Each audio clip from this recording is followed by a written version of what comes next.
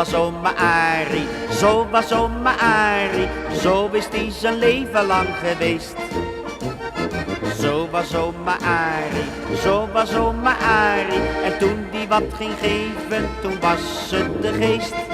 Zo was oma Arie, zo was oma Arie, zo is die zijn leven lang geweest. Zo was oma Arie, zo was oma Arie, en toen die wat ging geven, toen was het de geest. Mijn vader had een oude oom, een schaper van een vent. Een man die door zijn vrekkigheid haast dood viel op een cent. Bood iemand hem een borrel aan, dan sloeg hij die nooit af. Maar niemand heeft ooit meegemaakt dat hij een rondje gaf. Zo was oma Arie, zo was oma Arie, zo is die zijn leven lang geweest. Zo was oma Arie, zo was oma Arie, en toen die wat ging geven, toen was het de geest. Zo was oma Arie, zo was oma Arie, zo is die zijn leven lang geweest. Zo was oma Arie, zo was oma Arie, en toen die wat ging geven, toen was het de geest.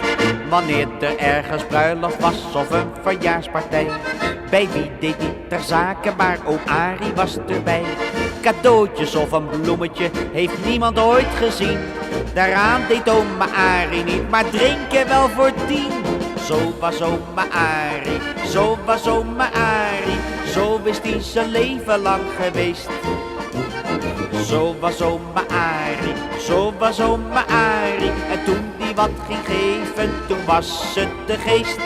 Zo was oma Arie, zo was oma Arie, zo is die zijn leven lang geweest.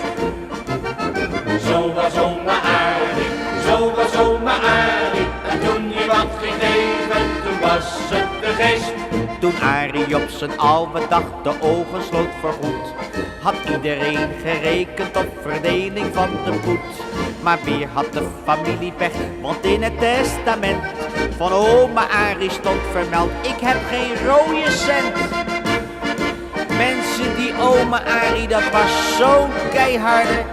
Als hij zijn neus moest snuiten, kon hij aan een andere zakdoek.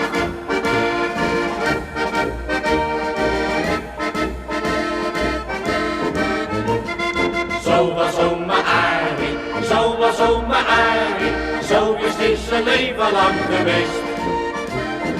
Zo was oma Arie, zo was oma Arie, en toen die wat gegeven.